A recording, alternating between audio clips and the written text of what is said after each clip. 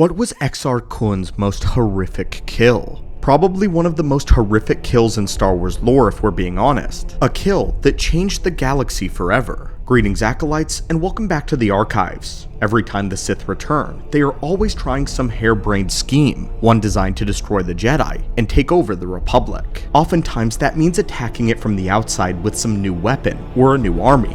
A lot of the time this actually doesn't work out. The Jedi have proven themselves to be extremely formidable, politically as well as on the battlefield, and their government has always stood behind them. But only once has the Sith managed to penetrate the fortifications of the Republic and to strike at it at its heart. This act was done by Exar Kun. Exar Kun requires little introduction, one of the most accomplished Sith Lords in history, having actually brought the Republic and Jedi to heel and enacting repercussions that have echoed across time and space. One of his greatest atrocities was the murder of the Supreme Chancellor in front of the entirety of the Galactic Senate and broadcasted to the entire Republic, doing so in the most brutal and humiliating way possible. Exar Kun is responsible for the deaths of millions of beings, but this one is his most notable and tragic kill. So join us as we explore one of Exar Kun's most horrific deeds, just to show that he was a titan amongst other Sith. The prelude to this event is the Jedi-turned-Sith Ulic Qel-Droma's attack on Coruscant. Feeling bold and confident after a recent string of victories, Ulic declares that it is time to strike at the heart of the Republic. Exar Kun was dubious, though he believed that it was too soon, and such a rash action spelled disaster in this stage of the war. However, Ulic was unwavering in his decision, and after an argument, along with Ulic accusing Exar Kun of being weak, Exar relented and allowed him to further his assault. At this point, Ulic had already had the allegiance of Mandalore the Indomitable and all of the Mandalorians. Their assault on Coruscant had gone very well, and victory was well within their grasp. But Alima Keto, a dark side cultist, and one of Ulic's generals betrayed him during the battle, calling for a full retreat out of nowhere. She lied to Mandalore and his forces, saying that Ulic was either dead or captured, and that the attack was a failure.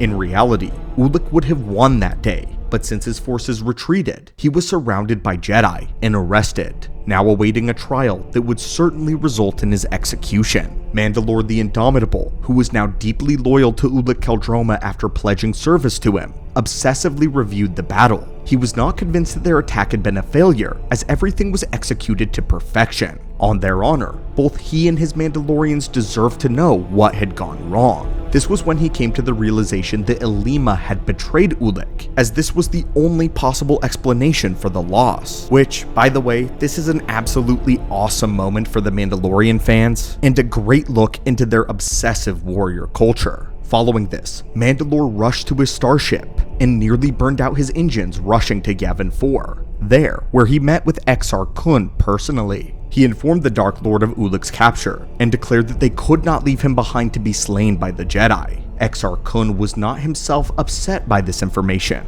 In fact, he had seen it coming from far away, so much that he treated it mostly as a mild inconvenience. But rescuing Ulic would not be the only reason that he wanted to go to Coruscant, as he had planned to do so anyway. As the two of them spoke, Exar had just dispatched all of the Dark Jedi that he had corrupted into the galaxy, freeing them, giving them orders to slay each of their masters like knives in the dark. But soon, a sort of purge would take place, as each darkened student killed their Jedi Master, doing so personally, all at once across the galaxy. And with this crucial victory, Exar Kun departed for Coruscant. At the Republic capital, Ulic Qel-Droma was on trial, as the Supreme Chancellor Sidrona was giving the prosecution, asking Ulic how he pled. But Ulic was not participating in the government of weaklings. He spoke boldly how the Senate was ineffectual, and how trying to stop the Sith was like standing at the bottom of a mountain, attempting to prevent an avalanche. With Ulic's Jedi brother Kay and his former lover Nomi Sunrider both stepping into the trial and attempting to plead with the Chancellor that Ulic had lost his mind. But that was when he arrived. The giant doors to the Senate threw themselves open, their crash echoing throughout the Senate auditorium, and Exar Kun and Mandalore the Indomitable, along with a following of Massassi warriors, invited themselves in with a smile. All of the sudden, the entire Senate chamber was frozen, Every senator, representative, jury, and all that were watching from the high-rise stands were completely paralyzed. Exar Kun had cast a spell on them, giving himself a captive audience, literally. Only the Jedi remained ineffective, but they were Jedi, perhaps the weakest of them all, as Exar decided just to leave them there, leave them with Ulic while he went up to the Supreme Chancellor's podium, walking right past his apprentice. Sidrona, who had no idea who Exar Kun even was, attempted to call out to his guards, but to no avail. Exar Kun did not break his stride as he approached the Chancellor's podium. Sidrona had at least tried to defend himself, swinging on Exar with his speaker staff, but the Sith Lord effortlessly knocked it away with the back of his hand. And then, he began his speech. "I just wanted to say that you and the whole Republic Senate are irrelevant. The Jedi Knights have coddled you for centuries." Exar Kun spins the Chancellor around and grabs the back of his head. His fingers dig straight into the back of Sidrona's skull and into his very brain. His Sith magic begins to take effect as Exar lifts the Chancellor up with a single hand, showing the entire Senate. From this point forward, everything Exar Kun says, the Chancellor is forced to repeat, echoing to everyone. And with this comes the speech of the Sith. "You are outdated and ineffective, puppets to tradition.